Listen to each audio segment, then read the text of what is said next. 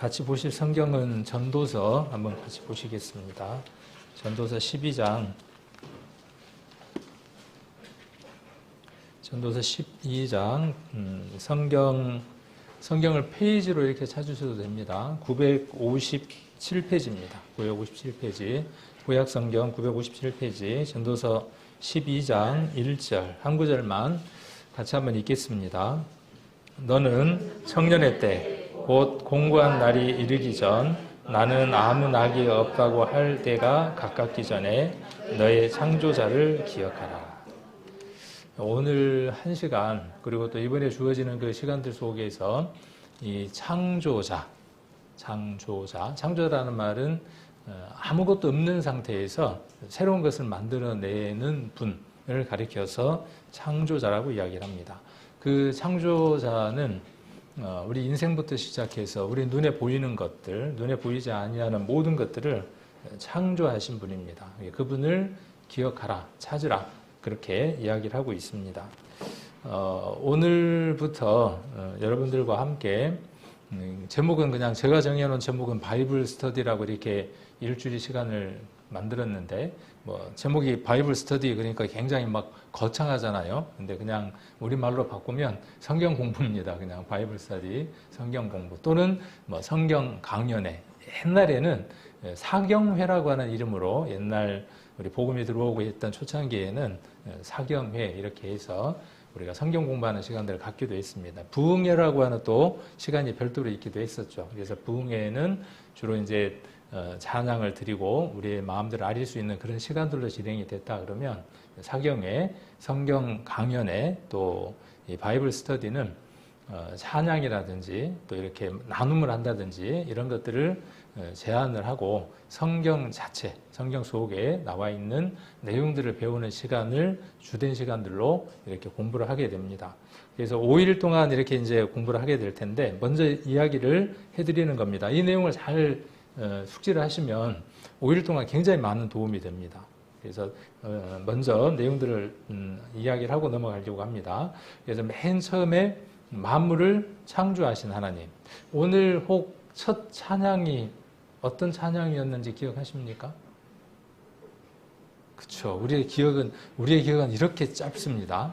방금 우리가 했던 그 찬양이, 맨 처음 했던 찬양이 몇 장인지 참으로 우리의 기억은 짧습니다. 그래서 모든 것들을 다 기억할 수는 없습니다. 그래서 이해하는 겁니다. 이것이 그러한지, 맞는지, 아니면 상식적으로, 아니면 어떤 내용들이 이해가 잘 되어지고 맞는 내용인지를 먼저 이해를 하시면 됩니다. 그래서 만물을 창조하신 하나님에 대해서 먼저 이야기를 하고, 그 다음 우리 인간사를 이끌어 가시는, 주관하시는 하나님에 대해서 배우려고 합니다. 그래서 인간 역사니까 인간의 역사 안에는 과거도 있고 현재도 있고 미래도 있겠죠. 네, 그런 내용들을 과연 하나님이 우리 인간 역사 안에 개입을 하시는가, 그냥 가만 계시는가, 이런 부분들도 한번 살펴보는 시간을 가지려고 합니다. 그 다음에 세 번째로, 여기서부터가 참 중요한 내용들입니다. 1, 2번은 성경을 누가 주셨는가, 성경 안에 어떤 내용이 있고 그 성경 속에 하나님이 계시는데 그 하나님은 참으로 계시는 분인가, 그분은 얼만큼 큰 능력이 있는가가 1번, 2번이라면 3번은 그러면 그 하나님 앞에 우리 인생은 어떤 모습인가 하는 것들을 살펴보게 됩니다. 그리고 네 번째로 마지막 날이 되겠죠. 그래서 1, 2번은 셋째 날까지가 되고, 3번은 넷째 날이 되고, 그리고 4번은 마지막 날이 됩니다. 그래서 사람과 함께 하시는 하나님입니다. 하나님은 멀리 떠나 계시지 않고 각 사람 옆에 지금 계시다는 사실입니다. 그리고 그분이 큰 것을, 귀한 것을 주시려고 하는데, 그것을 받으려면 1, 2, 3, 4가 1, 2, 3이 중요하겠죠. 그래서 이러한 내용들을 가지고 쭉 같이 살펴보려고 하니까, 다 메모하면 좋지만 혹시 메모가 필요하면 제가 갖고 있는 것들 다 그대로 드릴게요. 메모는 굳이 안 하셔도 되고, 이해하려고 하는 것, 그것이 정말 타당한가 하는 부분들로 여러분들이 하나하나 따라오시면 충분한 정리가 되어질 것이라고 생각을 합니다. 그래서 만물을 창조하신 하나님, 오늘 첫 번째로 세 가지를 좀 살펴보려고 합니다. 시간이 주어지는 대로. 그래서 오늘 시간이 저녁에 참 많잖아요. 12시까지. 벌써 이제 걱정들 하시네. 그래서 적당한 시간에 이렇게 마무리를 하려고 하니까 미리 집에 일찍 가야 되는데 이렇게 조바심 내지 마시고 편안하게 이렇게 말씀을 들으시면 될 것 같습니다. 그래서 첫 번째로 사람에게 성경을 주신 이유, 왜 하나님이 사람에게 성경을 주셨을까? 그리고 두 번째가 사람은 어떤 존재로 만들어졌고 어떤 본분이 맡겨져 있을까? 집에 멍멍이를 데려오잖아요. 각각 목적이 있죠. 멍멍이를 데려왔을 때 어떤 사람은 복날 먹으려고 하는 목적으로 가져오는 사람도 있고, 또 어떤 사람은 반려견으로 데려오는 사람도 있고, 어떤 사람은 집에 집을 지키기 위해서 밖에다가 두려고 데려오는 사람도 있습니다. 주인이 어떤 목적을 갖느냐는 것에 따라서 그 개는 본분이 있습니다. 근데 그 개가 복날 잡으려고 데려온 개가 그 본분을 잃어버리고 반려견이 되려고 하면 좀 더 빨리 그날이 오겠죠. 그러니까 그 본분이라고 하는 것은 굉장히 중요한 겁니다. 우리 사람의 본분이 있습니다. 원래 맡겨진 일이 있습니다. 그 일이 무엇인지를 우리가 한번 살펴보는 것도 좋을 것 같습니다. 그 다음 세 번째로 하나님이 모든 것들을 다 창조하셨다고 성경은 이야기를 하고 있습니다. 지금 제가 이야기하는 건 지금 저 혼자 그렇게 이야기하는 겁니다. 여러분들 중에 혹 이것을 동의하지 않는 분도 있을 수 있어요. 혹 동의를 하더라도 뭐 그렇겠지 뭐 그렇다 그러니까 내가 또 그렇게 뭐 인정은 하지 뭐 이렇게 마지못해 이렇게 또 하시는 분들도 있을 수 있습니다. 근데 오늘은 이 세 가지 부분에 대해서 성경과 그다음에 우리가 충분히 이해할 수 있는 어떤 자료들, 정보들을 가지고 둘을 비교를 해서 저는 좀 더 객관적이고 저는 여러분들에게 성경과 여러분들 앞에 있는 이 성경과 여러분들이 상식적으로 뉴스라든지 어떤 미디어를 통해서 접할 수 있는 내용들을 연결을 지어서 성경이 정말 믿을 만한 충분한 내용을 갖고 있는 책이다 하는 것들을 오늘 한번 확인해 보는 그런 시간을 가져보려고 합니다. 먼저 성경을 우리에게 주신 이유에 대해서 한번 살펴보도록 하겠습니다. 사람에게 성경을 주셨어요. 지금 여러분들이 갖고 계시는 이 책을 가리켜서 성경이라고 이야기를 합니다. 경이라고 하는 것은 교회도 경이 있고 또 어디에도 가면 경이 있느냐 하면 불교에도 가면 경이 있고 각각의 그 종교 안에는 그들이 만들어 놓은 책이 있습니다. 그리고 그 책을 그들은 소중하게 생각을 하고 그 가르침에 따라서 그들의 삶을 맞춰서 살아가는 것을 우리가 경이라고 합니다. 근데 성경은 그런 경과 같은 개념이지만 전혀 다른 개념을 가지고 있습니다.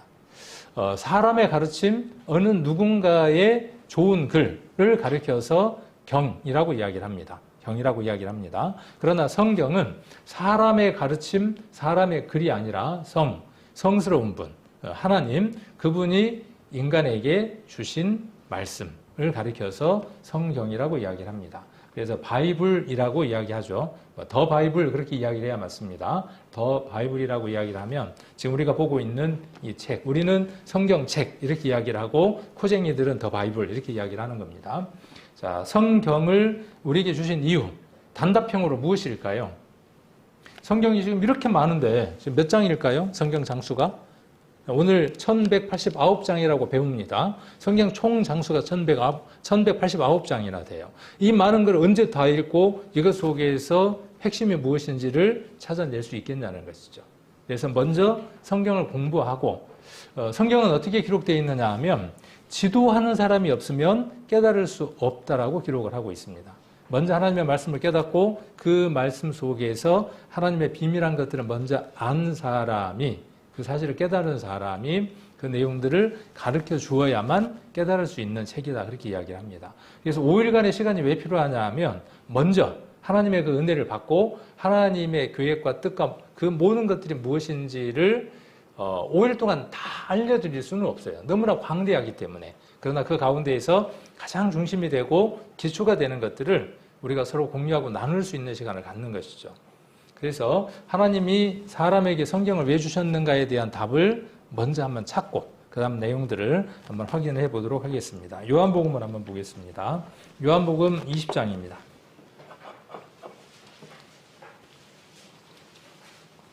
요한복음 20장 처음부터 이렇게 막 성경을 찾으려고 하니까 영 어렵죠. 처음 오셨는데. 자, 요한복음 신약 성경입니다. 184페이지 요한복음 20장 30절, 31절을 천천히 한번 같이 읽겠습니다. 예수께서 제자들 앞에서 이 책에 기록되지 아니한 다른 표적도 많이 행하셨으나 오직 이것을 기록함은 너희로 예수께서 하나님의 아들 그리스도이심을 믿게 하려 하며 또 너희로 믿고 그 이름을 힘입어 생명을 얻게 하려 하심이니라.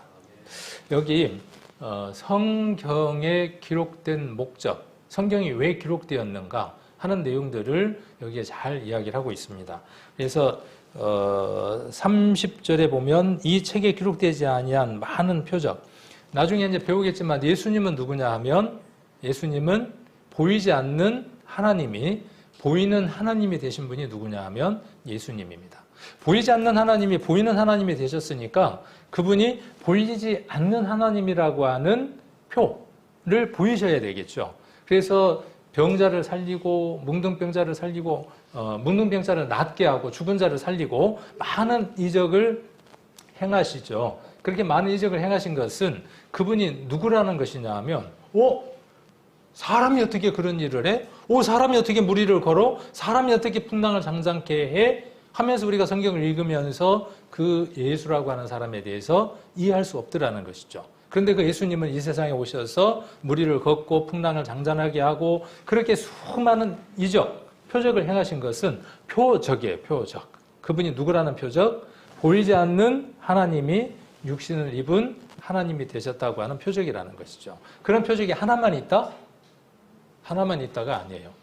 이 성경 외에도 우리가 보는 이 66권 성경 외에도 이 세상 천지에 예수님이 보이지 않는 그 하나님이 인간의 모습으로 오셨다고 하는 하나님에 대한 자료들이 어마어마하게 많다는 거예요. 표적들이 어마어마하게 많다는 겁니다. 그걸 다 적으려면 찬송에 나오는 것처럼 하늘을 두루마리를 삼고 바다를 먹물을 삼아갖고 적어도 다 적을 수가 없어요. 그 얘기를 지금 하고 있는 겁니다. 그래서 31절에 오직 이것을 기록함은 물론 신약 성경을 지금 이야기하는 거고 또 구약 성경에 한정돼서 이야기를 하는 겁니다. 그래서 우리가 이것이라고 하는 것은 무엇이냐 하면 저와 여러분들이 보고 있는 66권의 성경이라고 생각을 하시면 좋을 겁니다.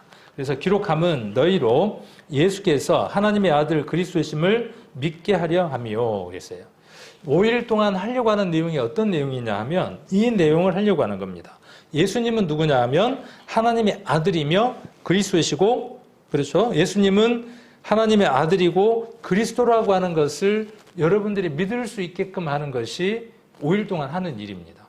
제가 해야 되는 일이. 여러분들이 이제 할 일은 무엇이죠? 저는 여러분들에게 예수님이 하나님의 아들이고 그리스도라고 하는 사실을 말씀을 통해서 여러분들이 믿을 수 있도록 전달해야 되고 여러분들은 어떻게 해야 하는 것이죠? 그분이 하나님의 아들이며 그분이 그리스도시라고 하는 것을 믿을 수 있는 것, 믿고 있는 것을 확인하는 그런 시간이 되시면 유익한 시간이 되는 겁니다. 또 너희로 믿고 그 이름을 힘입어 그랬죠? 그 다음 또 뭘 얻는 겁니까? 생명을 얻게 하려 함이라 그랬어요. 여기 지금 생명이 없는 분, 우리 교회 이름이 생명교회입니다. 사람들은 생명교회 그러니까 무슨 생명? 저기는 전부 다 죽은 사람이 있어서 살려고 저리 발버둥을 치나? 이 생명은 세상의 생명이 아닙니다. 하나님께서 주시는 생명이에요. 이 생명은 영원한 생명입니다. 하나님은 어떤 분이냐 하면 영원한 생명을 가지고 계시는 분입니다. 우리 인생은 죽을 수밖에 없는 유한한 생명 가운데 살아가는 존재들입니다. 그래서 이 생명이 아닌, 지금 우리가 있는 이 생명이 아닌 영원한 생명을 주시기 위해서 이 말씀을 기록했다. 이렇게 말씀하고 계십니다. 똑같이 5장을 한번 찾아보겠습니다. 5장 39절입니다. 5장 39절에 보시면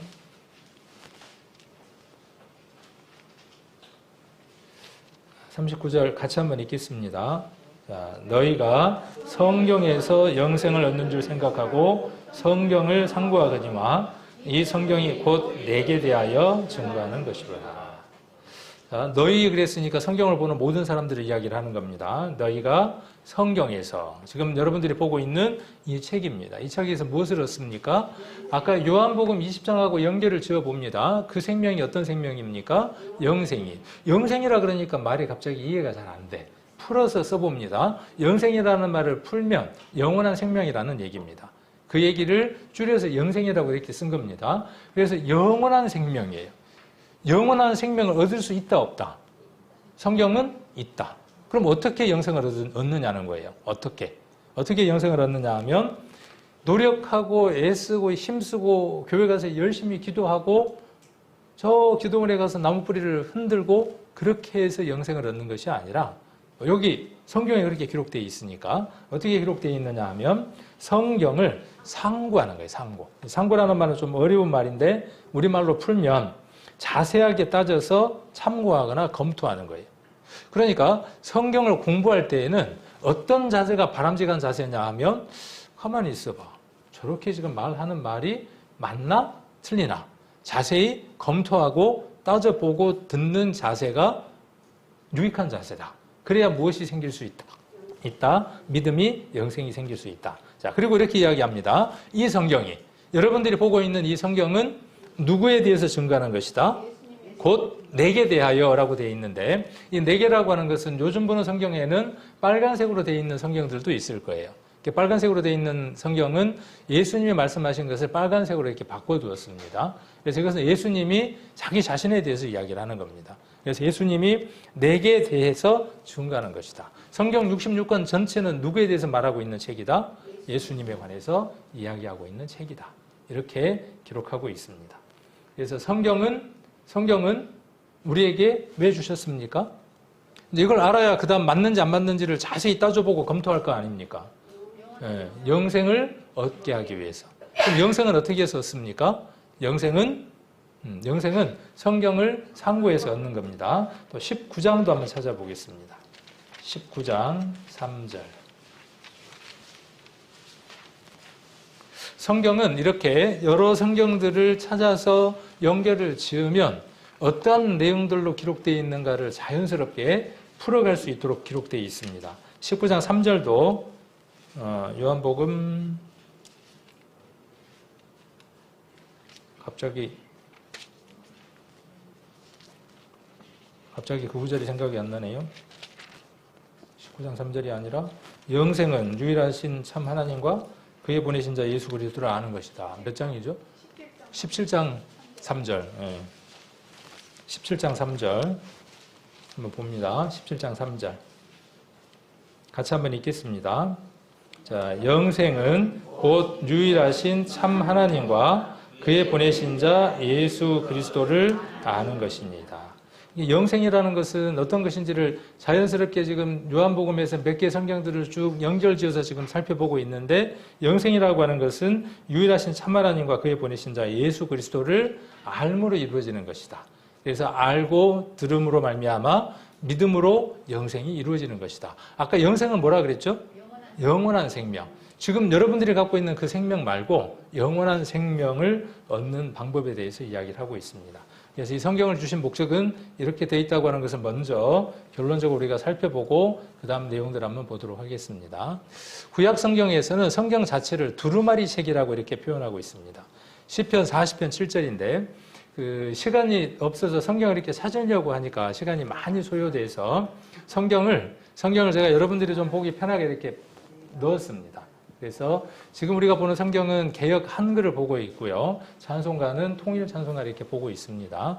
그래서 혹 여러분들 중에 그 지금 개역 개정이나 새 찬송가를 이렇게 갖고 계시는 분들은 찬송가도 장이 안 맞을 수 있고 성경은 장절이 맞는데 간혹 단어가 조금 요즘 단어로 이렇게 바뀌어져 있을 수도 있습니다. 그래서 그런 내용들을 감안하시고 이렇게 참고로 보시면 되겠습니다. 자, 시편 40편 7절인데 다윗이라고 하는 사람이 예수님에 대해서 미리 말한 글입니다.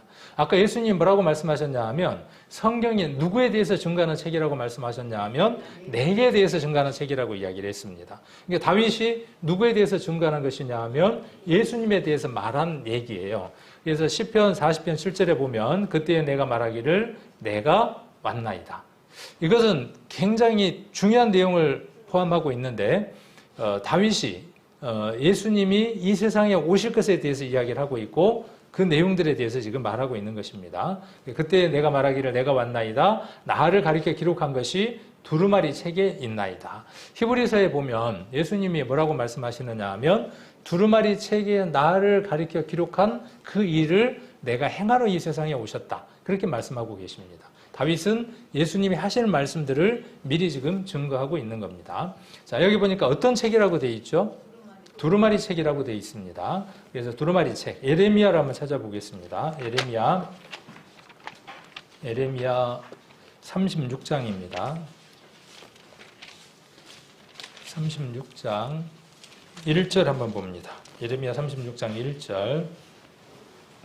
유다 왕 요시아의 아들 여호야김 4년에 여호와께로서 예레미야에게 말씀이 임하니라. 가라사대 너는 두루마리 책을 취하여 내가 네게 말하던 날 곧 요시아의 날부터 오늘까지 이스라엘과 유다와 열방에 대하여 내게 이르는 모든 말을 그것에 기록하라. 자, 여기 보면 말씀을 기록하게 하는 주체는 누굽니까?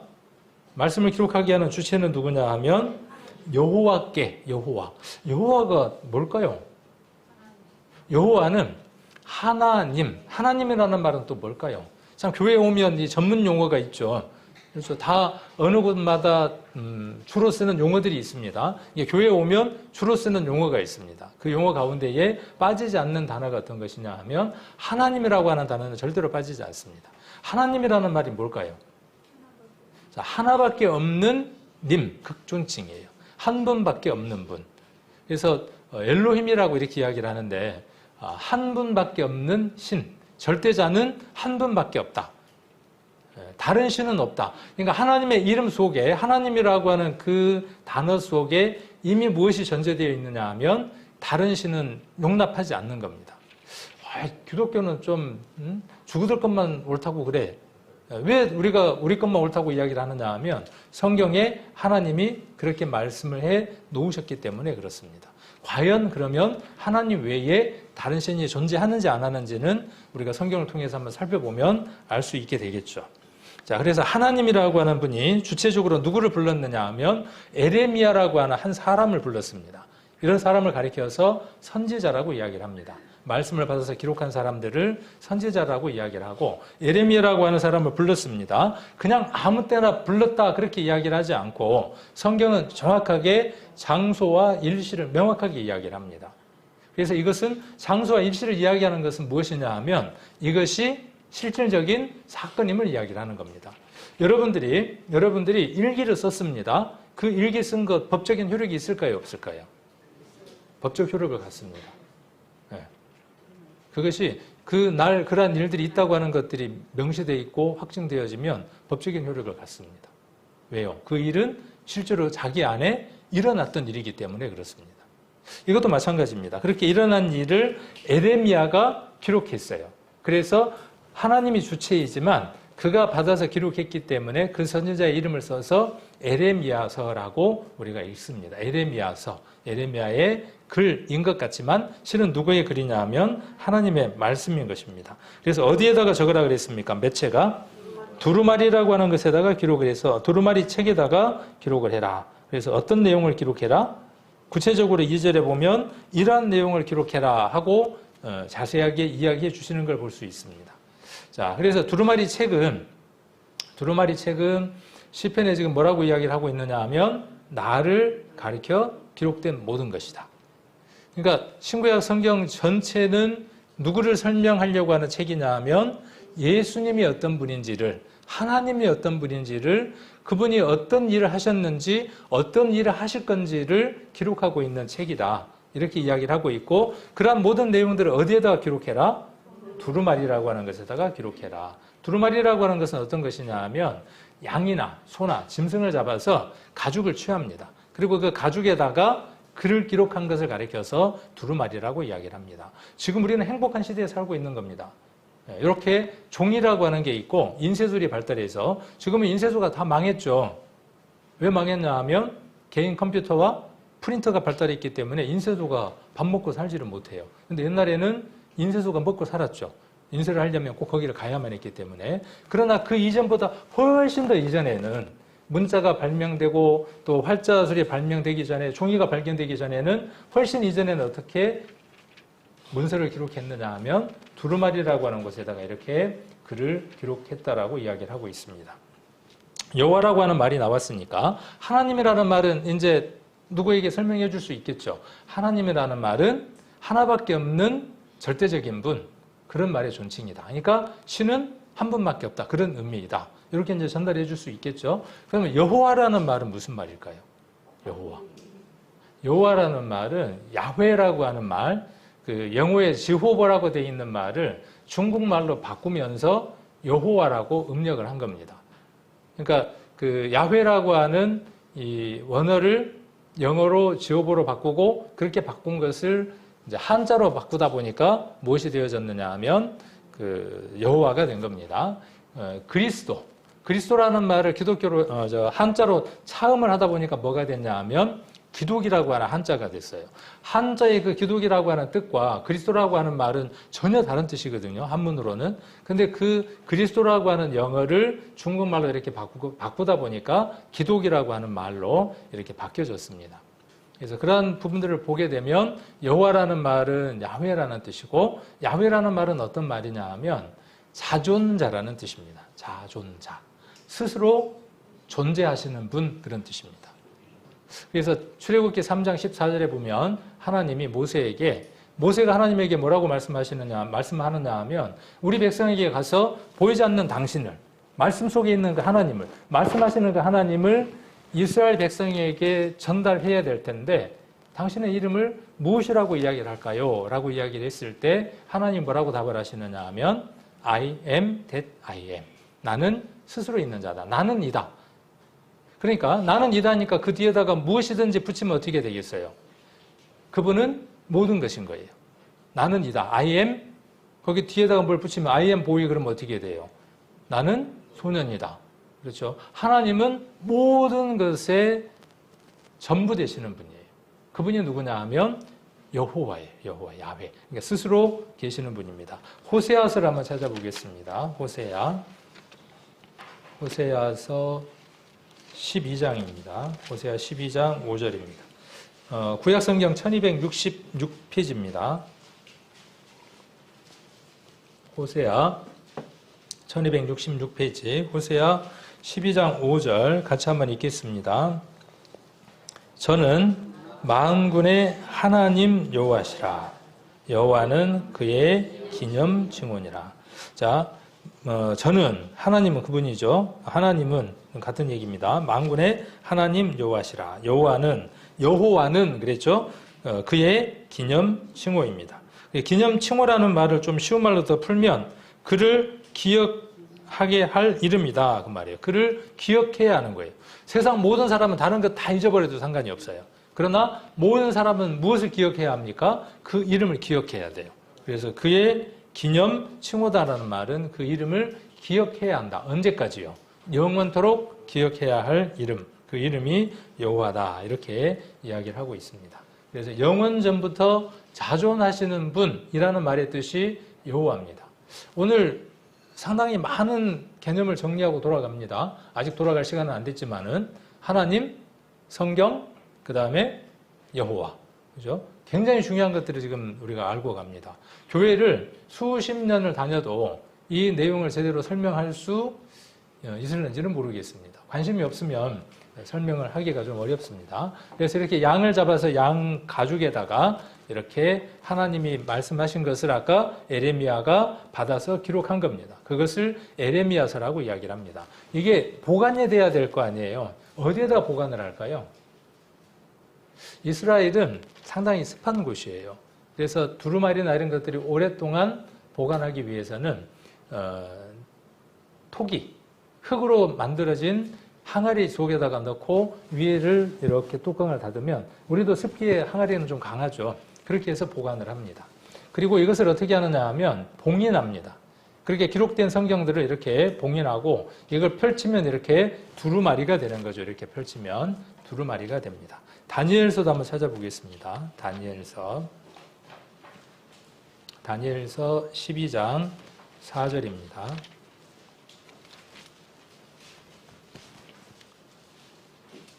다니엘 12장 4절 1255페이지 1255페이지 다니엘 12장 4절입니다. 자, 여기는 아까는 에레미야라고 하는 사람이었는데 이번에는 다니엘인데 다니엘이 똑같은 누구로부터? 하나님으로부터 어떤 메시지를 듣는 겁니다. 다니엘아 마지막 때까지 이 말을 간수하고 이 글을 봉함하라 그랬죠. 봉함했으니까 인으로 이렇게 봉해야 되겠죠. 많은 사람이 빨리 왕래하며 지식이 더하리라. 8절 한번 봅니다. 내가 듣고도 깨닫지 못한지라. 하나님이 쭉 불러주고 다니엘은 받아서 기록하고 글을 쓸 수 있으니까 읽을 수 있을 거 아니에요. 쓰고 나서 읽어보니까 무슨 내용인지 모르겠어. 하나님이 불러주시니까 말씀해 주시니까 기록을 했는데 무슨 내용인지 이해가 잘 안 가. 자, 그래서 8절에 보니까 내가 듣고도 깨닫지 못한지라 내가 가로되 내 주여 이 모든 일의 결국이 어떠하겠삼나이까. 9절에 그가 가로되 하나님이 가로되 다니엘아 갈지어다. 대저 이 말은 마지막 때까지 간수하고 봉함할 것임이니라. 언젠가 이 봉인이 해제되는 날이 있겠죠. 봉인이 해제되는 날이 있다. 그때까지 봉해두어라. 이렇게 말씀하신 것을 볼 수 있습니다. 그래서 이렇게 이 두루마리로 된 것을 말아서 봉인을 합니다. 이렇게 해서 보관들을 항아리 속에다가 보관하기도 했습니다. 이렇게 인이에요, 인. 이렇게 텔레비 같은 데 보면 이런 거 나오던데 인을 만들어 갖고 이렇게 딱 하는 것들이 나오는데 그렇게 해서 어디에다가 보관을 하느냐 하면 이렇게 항아리에다가 넣어서 보관을 합니다. 얼마 전에 사해에 쿰란이라고 하는 곳에서 양치기가 잃어버린 양을 찾으러 갔다가 동굴에서 뭘 발견하게 되느냐 하면 잃어버린 양을 찾고 또 뭘 찾느냐 하면 항아리를 하나 발견하게 되고 그 항아리 속에 두루마리 성경을 발견하게 됩니다. 그 성경이 이사야 사본입니다. 저도 이사야 사본을 한번 이전에 학교 다닐 때 히브리어로 공부를 할 때 학교 학생들하고 같이 번역을 했던 적이 있습니다. 그래서 우리가 보는 이사야 성경과 저기에 발견된 사본과 번역을 해보면 일치하는 걸 볼 수 있습니다. 그래서 성경은 후대에 이렇게 누군가가 바꿨거나 또 잘못 기록하거나 한 책이 아니라 그대로 보존된 것을 우리는 확인해 볼 수도 있습니다. 32장, 예레미야 32장을 한번 찾아보겠습니다. 예레미야 32장. 유대인들은, 유대인이라는 말도 좀 처음 듣는 말이라 좀 신기하기도 하죠. 유대인. 지금 이스라엘의 조상들, 유대인들은 문서들을 보관을 할 때 어떻게 보관했는가 하는 것들을 우리가 성경을 통해서 살펴볼 수 있냐 하면 예레미야 32장을 한번 봅니다. 14절에 보시면 자, 만군의 여호와 이스라엘의 하나님이 이같이 말씀하시기를 너는 이 증서를 인봉하고 인봉치 않는 매매 증서를 취하여 토기에 담아 많은 날 동안 보존케 하라. 그러니까 어떤 증서들이 있거나 중요한 문서들이 있으면 두루마리에다 기록을 해서 봉함을 하거나 봉인되지 않거나 하는 것들을 어디에다 보관하는 걸 알 수가 있습니까? 여기 보니까 어디에다가? 토기에다가 흙으로 만든 항아리에다가 보관하는 걸 볼 수 있습니다. 그래서 이 장면은 어쩌면 그렇게 보관되어졌던 수천 년 동안 보관되어졌던 것들이 지금 우리들에게 보여지는 그런 내용들입니다. 그리고 이스라엘에 가면 박물관에 이렇게 발견된 두루마리들이 전시되어 있습니다. 그러니까 이 기록의 내용과 지금 여러분들이 보고 있는 구약의 내용, 저렇게 기록된 두루마리의 내용들은 구약의 내용들입니다. 그렇게 구약의 내용들과 여러분들이 보는 성경은 일치합니다. 동일하게 일치하는 걸 볼 수 있습니다. 그리고 후대에 그 두루마리가 너무나 많으니까 이걸 좀 더 부피를 줄이기 위해서 이집트나 이스라엘 쪽에 가면 강변에 갈대가 있습니다. 그 갈대의 굵기가 얼만큼 굵으냐 하면 지팡이를 만들 수도 있어요. 그럴 만큼 두껍습니다.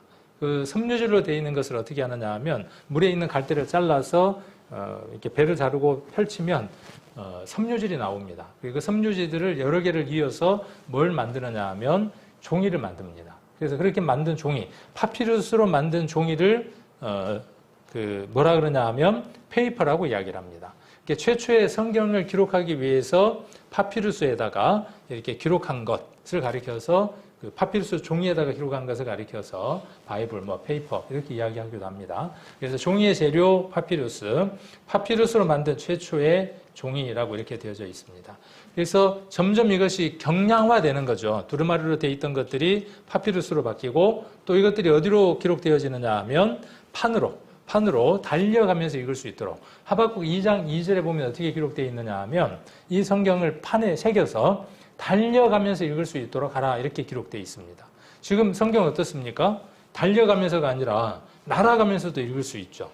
지금은 이렇게 종이로 되어 있는 성경도 있지만 스마트폰에서 간편하게 펴서 볼 수 있는 전 세계적으로 이런 책은 없습니다. 세계적으로 모든 종족이 모든 나라가 공통적으로 공통의 내용을 몇 장 몇 절 그러면 우리나라 사람이 몇 장 몇 절 찾으면 하박국 2장 2절을 찾으면 우리나라 사람이 보는 글과 저기 아프리카 사람이 보는 글의 내용이 동일한 책. 이런 책은 전 세계에 유일하게 어떤 책밖에 없냐 하면 성경책이라고 하는 것 하나밖에 없습니다. 왜요? 하나님이 어떠한 뜻이 있어서 이것을 기록하게 하셨고 보존하게 하셨고 우리 앞에 주셨기 때문에 그렇습니다. 자, 성경의 구조를 한번 간단하게 살펴보면 성경은 한 권의 책이지만 두 권으로 나눠집니다. 우리 성류 있죠. 우리 아가서에 보면 말씀을 성류에다가 이렇게 비교를 해놨습니다. 성류는 하나죠. 성류는 하나인데 성류를 쪼개면 어떻게 돼요? 그 안에 막이 있고 또 그 막 안에 이제 자잘한 무엇이 들었습니까? 성류 알맹이가 들었죠. 그런 것처럼 성경은 성류하고 좀 비슷합니다. 그래서 쪼개면 성경을 이렇게 쪼개면 구약과 신약으로 나눌 수 있고 다시 나누면 여기 나와 있는 대로 모세오경 또 역사서 성문서라고 하는 것은 뭐 시가서, 시편 이렇게 이야기할 수 있습니다. 그 다음에 예언서 이렇게 나눌 수 있고 그 안에 또 작은 알맹이들이 있겠죠. 작은 알맹이, 창세기, 출애굽기, 레위기, 민수기, 신명기 이런 알맹이들이 있고 그 안에 또 장들이 있고 깨알 같은 그 석류알 한번 보시면 어때요? 영롱하고 먹으면 어떻습니까? 달기도 하고 새콤하기도 하고 묘한 맛이 나죠. 성경이 그렇습니다. 한 구절 한 구절들이 영롱하고 그 한 구절들을 먹을 때마다 아주 새콤하고 침이 돋고 달기도 하고 묘한 맛이 나는 그런 책이 성경입니다. 성류처럼. 그래서 아가서에는 말씀을 그렇게 비유로 해놓게 되어 있습니다. 신약은 복음서 4권, 역사서, 그 다음에 서신서, 예언서 이렇게 나눠져 있고요. 그냥 들어만 두시면 됩니다. 다음에 또 우리가 공부하거나 할 때 자세히 배울 수 있는 시간들이 있으니까 그냥 간단하게 이렇게 넘어가려고 합니다. 자, 성경은 총 66권이라고 아까 제가 말씀을 드렸고 구약은 39권이고 신약은 27권이고 아까 에레미야, 다니엘, 다윗, 솔로몬, 모세 이런 많은 사람들을 가리켜서 선지자라고 이야기를 하고 그들이 하나님의 말씀을 받아서 기록했습니다. 그런 사람을 약 40여 명의 기자라고 이렇게 표현을 합니다. 그래서 40명의 사람들이 처음 모세는 어디를 기록했냐 하면 창세기를 기록을 했고 마지막 요한이라고 하는 사람은 반모섬에서 요한계시록이라고 하는 것을 받아서 기록을 했습니다. 모세라고 하는 사람과 요한이라고 하는 사람은 몇 년의 시차가 나느냐 하면 1600년의 시차가 납니다. 모세가 말하고 있는 내용과 요한계시록에 있는 내용이 일치합니다. 하나님이 천지를 창조하셨다고 기록되어 있고 하늘과 땅을 만드셨다고 되어 있고 요한계시록에는 뭐라고 기록되어 있느냐 하면 처음 하늘과 처음 땅이 없어졌고 새 하늘과 새 땅이 있다 이렇게 말씀하고 있습니다. 그래서 문맥상 같은 내용들을 다루고 있습니다.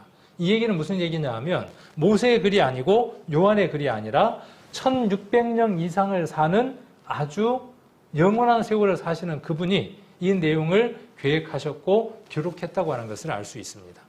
그래서 성경을 조금 관심을 갖고 읽어보면 조금 연구를 해보면 이것은 사람이 기록했지만 그 내용은 하나님의 기록인 것을 확인할 수 있게 됩니다. 구약은 929권이고 9장이고 신약은 260장입니다. 그래서 합치면 1189장입니다. 기록 기간은 1500년, 1600년 뭐 이렇게 이야기를 합니다. 자, 그리고 성경에 좀 재밌는 것이 뭐냐 하면 성경의 예언의 가지수가 몇 가지라고 나오느냐 하면 8,000가지입니다. 근데 그 이상일 겁니다. 8,000가지라고 우리가 이야기를 하고 성경의 예언이 8,000가지인데 이 8,000가지의 예언 가운데에 99%는 이미 성취되었습니다. 그리고 나머지 1%는 앞으로 이루어질 일들입니다.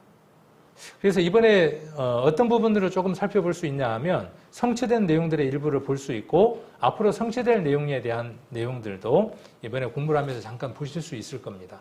그래서 8,000개의 예언으로 이루어져 있고 질문은 3,294개가 있고 이런 재밌는 내용들도 있습니다. 그 다음 아까 40명의 성경을 기록하는 사람들의 분량, 누가 얼만큼 기록했는가에 대한 분량들을 연구를 해놨어요. 이런 책 잘 없어요. 성경책 하나를 두고 가장 긴 절이 뭐냐, 가장 짧은 절이 뭐냐, 이렇게 이야기하는 책은 잘 없습니다. 성경의 가장 긴 장은 시편 119편. 몇 절까지 있느냐 하면 176절까지 있습니다. 이렇게 누군가가 다 연구를 해서 이렇게 공유할 만큼 특별한 책은 성경 이외에는 없다는 겁니다. 그래서 모세가 가장 많이 기록했고 에스라, 바울, 다윗, 이사야, 에레미야, 누가, 솔로몬, 요한, 에스겔 이렇게 10명을 탑10 이렇게 뽑아봤습니다. 자, 창조주가 기록하게 하신 책이 무엇이냐 하면 성경입니다. 구약은 39권, 좀 정리를 해보는 겁니다. 신약은 27권, 40명의 기자, 10가지 기록 수단, 그래서 파피루스, 그 다음에 두루마리, 판, 여러 가지 것들로 기록이 됐고, 1600년간 기록이 됐고, 1189장이고, 3가지 언어. 그래서 히브리어, 아람어, 헬라어 이렇게 기록되어 있습니다. 왜 히브리어로 기록하고 헬라어로 기록했을까요? 거기에는 하나님의 뜻들이 있습니다. 그래서 그런 내용들은 우리가 이제 좀 더 성경을 공부하면서 깊이 이제 알아갈 수 있을 겁니다. 66권이고 모든 주제들을 다루고 있습니다. 자, 성경 디모데 베드로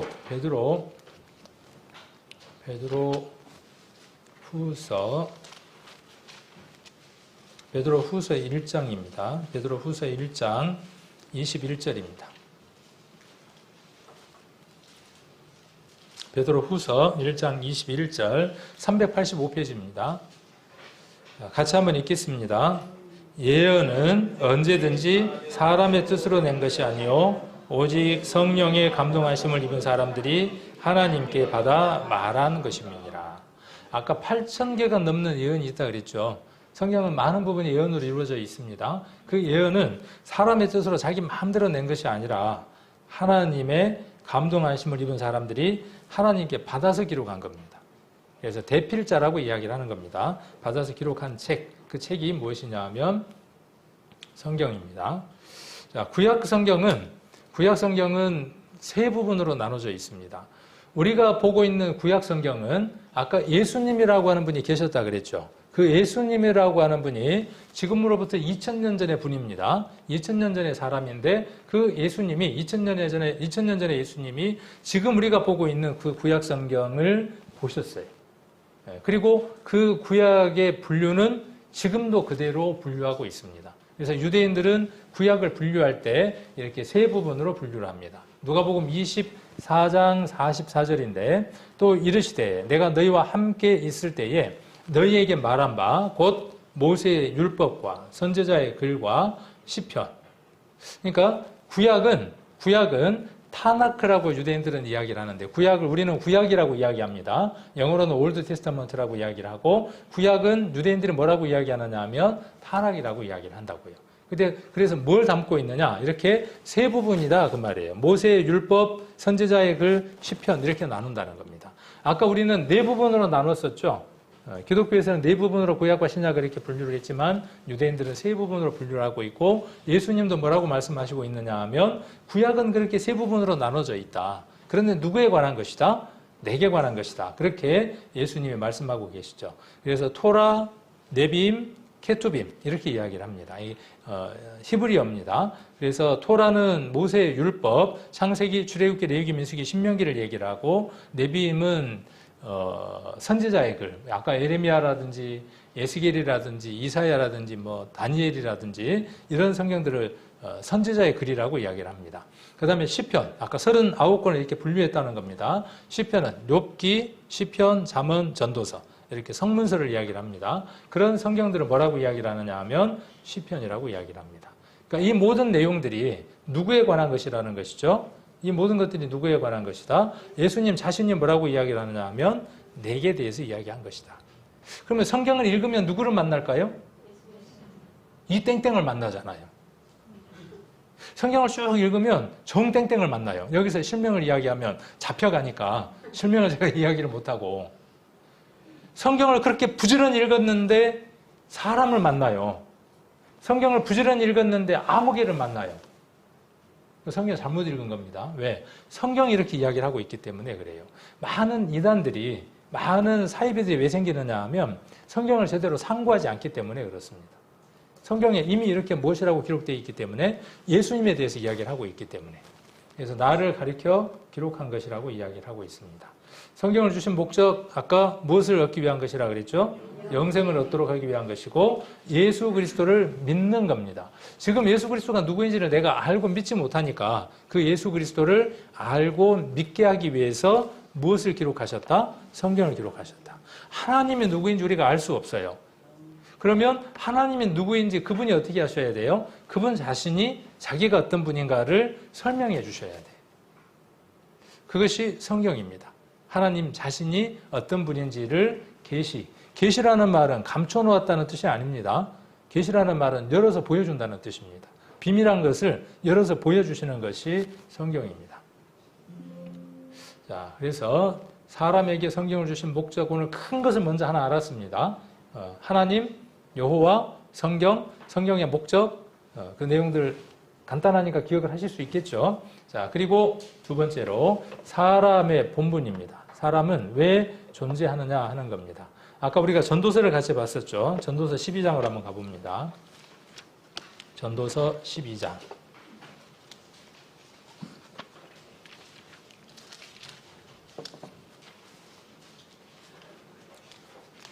전도서 12장 1절을 보시면, 자, 너는 청년의 때 곧 곤고한 날이 이르기 전. 이 곤고한 날이 뭘까요? 곤고한 날이 뭐냐면 하고 이제 죽는 날. 사람이 죽는 날이 언젠가 다가올 거 아닙니까? 그 곤고한 날이에요. 죽는 날. 죽음이 임박한 날. 곤고한 날이 이르기 전 나는 아무 낙이 없다고 할 때가 가깝기 전. 이건 나이가 들고 연세가 들어서 이제 생의 마지막쯤 가면 모든 사람들이 공통적으로 하는 말이 무엇이냐 하면 아무 낙이 없다고 할 때가 와요. 아직 경험을 못 하시죠? 근데 경험할 때가 온다, 그렇게 이야기를 하고 있는 겁니다. 먹어도 입맛도 별로 없고 아무 재미가 없는 그때가 찾아온다, 그 말이에요. 그러기 전에 그 말입니다. 낙이 없다고 할 때가 가깝기 전에 너의 창조자를 기억하라. 여러분의 창조자를 기억하라 그랬습니까? 너의 창조자를 기억하라 그랬습니까? 성경은 개인적인 문제예요. 집단의 문제가 아니라 내 개인적인 문제입니다. 가족의 문제도 아니고 아내의 문제도 아니고 남편의 문제도 아니고 딸의 문제도 아니고 나의 문제입니다. 나. 그래서 나의 창조자를, 너라고 되어져 있으니까 보는 사람은 어떻게 봐야 되느냐 하면 나의 창조자를 기억하라는 거예요. 그러니까 기억할 수 있으니까 이 말씀을 하시는 거죠. 그 기억을 되살리게 하기 위해서 말씀을 주신 겁니다. 우리의 기억 속에 창조자라고 하는 그 하나님에 대한 기억이 어렴풋하게 사람들 안에 들어 있습니다. 우리 그 맹인, 눈이 멀었던 헬렌 켈러인가요? 제가 발음이 잘 안 되는데 유명한 분이 있었죠. 그분이 그 스승이었던 그분을 만나서 누구를 소개받느냐 하면 예수님을 소개받습니다. 하나님을 소개받습니다. 셜리반인가 그럴 거예요, 아마. 그런데 제가 정확하게 기억은 잘 못하겠고, 어쨌든 그 눈을 멀었던 그 여인을 정말 그 특별한 사람으로 만드는 데에 특별한 헌신이 있었던 사람이 있었어요. 그 헌신을 하고 그가 누구를 소개했느냐 하면 하나님을 소개를 했습니다. 하나님을 다 소개받고, 우리가 이렇게 이야기하는 것처럼 하나님을 소개받고 난 이후에 그가 한 말이 뭐냐 하면 나는 내 안에 본능적으로 하나님에 대해서 알고 있었다. 그러나 그분의 이름이 누구인지에 대해서 내가 다만 몰랐을 뿐이다. 이렇게 이야기를 했습니다. 그러니까 모든 사람들 안에는 자기를 만드신 분이 계실 것이라고 하는 본능이 있습니다. 그것을 애써 누르지만 않으면. 그런데 성경을 통해서 그분을 소개받게 되면 내가 기억하고 있고 내가 알고 있고 내가 찾고자 했던 그분이 그분이라고 하는 것을 확인하게 됩니다.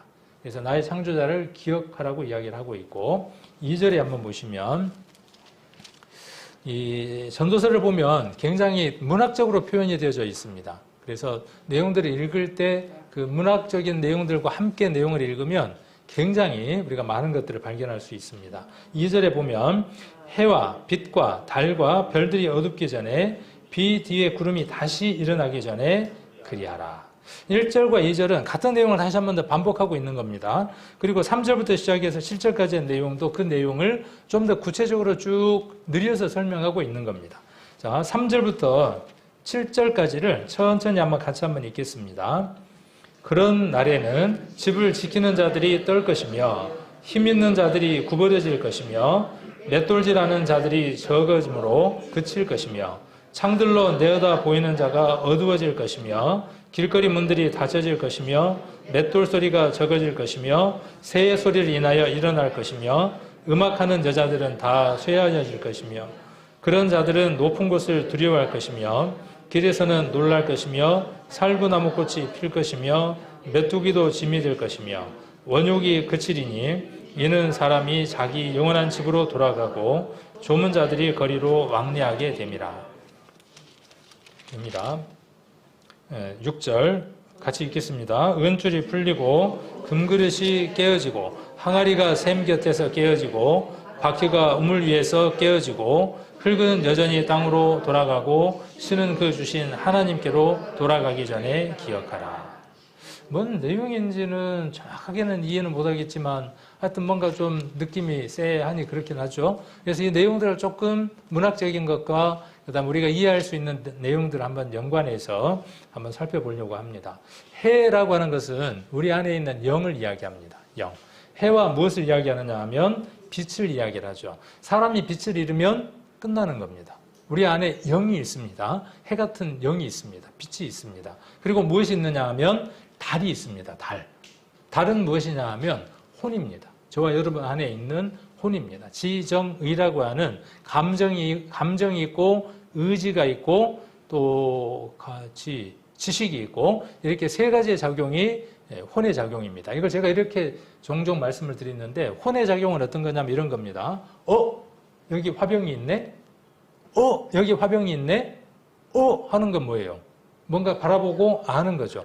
혼의 작용이 지금 여러분 안에 똑같이 있는 겁니다. 화병이 있네? 장미꽃이 있네? 내가 그 중에 하나를 오늘 저녁에 갈 때 살짝 하나 빼가지고 가야 되겠네? 이게 뭐냐 하면 혼의 작용이에요. 어떤 것에 대한 지식이 있고 그것에 대한 감정이 있고 그것을 가져가려고 하는 의지가 있는 것이죠. 어두워진다는 말은 뭐냐 하면 이것이 끝나는 거예요. 그 작용이 끝나는 거예요. 여기 어둡기 전에 그 말은 뭐냐 하면 죽기 전에 그 말이에요. 이 작용이 끝나기 전에. 별들은 뭘까요? 별들은 우리 신체를 이루고 있는 모든 기관들이에요. 그래서 해, 달, 별이라고 하는 것은 뭐냐 하면 우리가 이루고 있는 모든 것들이에요. 그 가운데 제일 중요한 게 뭡니까? 우리가 살아가는 것 가운데 제일 중요한 게 뭐냐면 다 중요하겠지만 해가 없으면 모든 것들이 끝장나는 거죠. 달이 없어도 끝장나는 거고 우리 인생도 마찬가지입니다. 이 육체가 지금 이렇게 움직일 수 있는 것은 혼이 있기 때문이에요. 이 혼이 있는 것은 무엇이 있기 때문이냐 하면 이 안에 영이 있기 때문이에요. 이것이 어둡기 전에, 이것이 끝나기 전에, 사라지기 전에 누구를 찾으라는 겁니까? 여기 아까 그리하라 그 말은 뭐냐 하면 창조주를 기억해내라 그 말이에요. 이 말을 다른 말로 바꾸면 성경 공부를 해서 본능적으로 하나님에 대해서 알고 있지만 확실하게 그분에 대해서 알아 그 말입니다.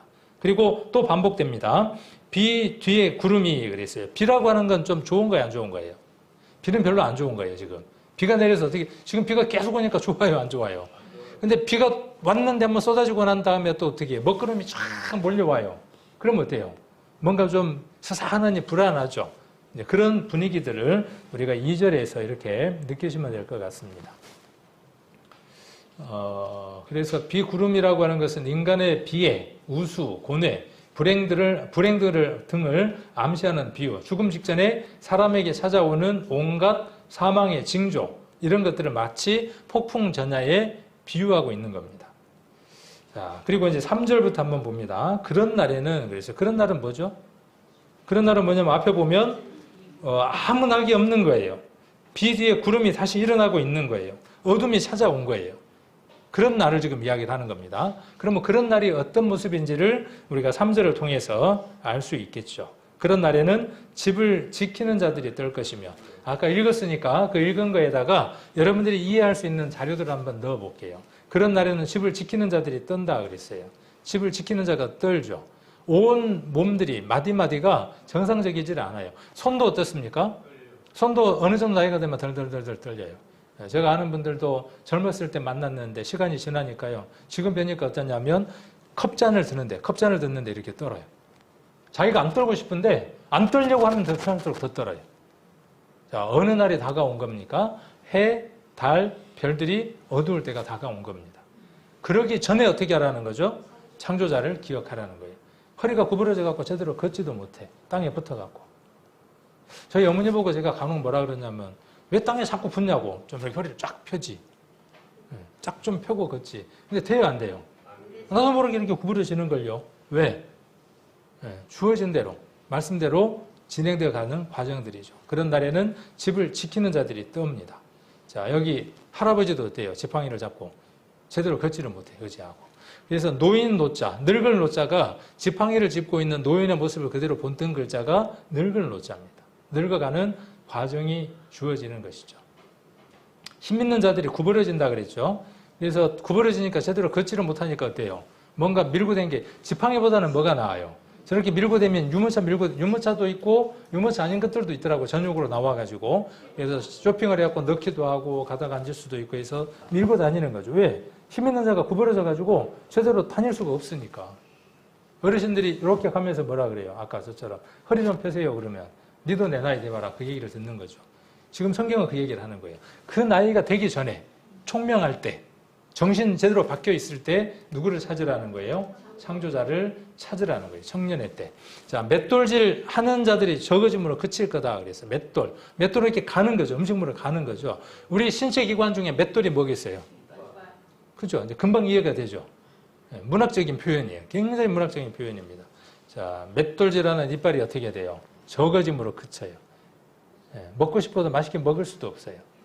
자, 그래서 뭘 갈아 넣어야죠? 이렇게 틀니를 넣어야 돼요. 입맛 제대로 나눠요. 이렇게 씹어서 먹으면 틀니로. 없는 것보다는 낫겠지만은. 자, 맷돌질 하는 자들이 적음으로 그쳐질 것이다. 치아가 다 빠지고 창들로 내어다 보는 자가 어두워져요. 우리 신체 기관 가운데 창이 어디겠습니까? 눈입니다. 눈. 창으로 내어다 보는 자, 두 개니까 내어다 보는 자가 어두워져요. 지금 제 나이가 그러거든요. 45 정도 되니까는 갑자기 눈이 이상하더라고요. 갑자기 A4로 뽑은 프린터물이 그전까지는 잘 보였는데 이상해요. 그래서 불이 어두워서 그런가 봐도 안 되고 안과를 갔더니 그 간호사가 나를 이렇게 끌고 가면서 뭐라 그러냐면 아버님 이쪽으로 오세요. 아, 나 아버님 아니라고. 그런데 뭐라 그러냐 아버님 이쪽에 앉으세요. 아, 나 아버님 아니라니까요. 이제 검사했는데 검사 결과가 뭐냐 하면 노안입니다. 45인데 노안입니다. 그러더라고요. 사람들마다 찾아오는 시기가 좀 빠르거나 늦을 수는 있지만 찾아오는 거죠. 찾아오는 겁니다. 창들로 내어 보이는 자가 어두워집니다. 그래서 안경을 꼈던 분들은 안경을 벗으면 가까이 있는 게 잘 보여요. 그죠? 원래 안경을 꼈던 분들은 가까이 있는 게 보려면 요분처럼 이렇게 봐요. 그런데 안경을 안 꼈던 분들은 뭘 껴야 되냐 하면 돋보기를 갖다 놓고 봐야 가까이 있는 게 보여요. 노안 아니라고 내가 45인데 뭔 노안이냐고 아직 정정하다 그랬더니 요렇게 된 테에다가 알맹이를 하나씩 넣더라고요. 그래서 똑같이 그래도 아버님 이건 어떠세요? 아니, 조금 괜찮은데요. 이렇게 되니까는 완전 광명천지더라고. 아이고 잘 보이네요. 그랬더니 맞습니다. 노안 그러더라고요. 네, 어쩔 수 없는 거예요. 어쩔 수 없이. 자, 여기도 보세요. 이렇게. 네, 돋보기 쓰고 이제 봐야 되는 거죠. 자, 창들로 내어 보이는 자가 어두워질 것이라 그랬는데 무엇 때문에 그러냐 하면 노안은 우리 눈에 수정체라고 하는 게 있습니다.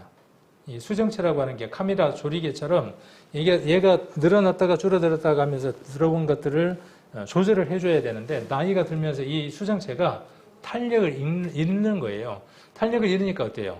이제 이 기름도 끼고 말 그대로 기름도 끼고 딱딱해지면서 상이 어디에 맺히느냐면 요 뒤에가 상이 맺히는 거예요. 어디에 정상적일 때는 어디에 맺혀야 되죠? 여기에 맺혀야 정상인데 이 뒤에 맺히니까 어떻게 되느냐 하면 뿌옇게 보이는 거예요. 노안 맞습니다. 예. 자, 길거리 문들이 닫힌다 그랬어요. 우리 신체 기관 가운데 문은 어디일까요? 자, 이게 창이니까 문은 뭐겠어요? 귀. 그죠? 네. 길거리에 문들이 닫혀져요. 닫혀진다는 말은 뭐냐 하면 안 들려. 안 들린다는 거예요. 자, 도청기. 이렇게 안 들려. 뭐라고? 근데 뭐는 잘 들어요? 흉보는 소리는 또 잘 들어. 큰 소리는 못 듣는데 살짝이 뒤에서 뭐라고 말하고 그러면 나보고 뭐라 그랬지? 이러고 알아들어요.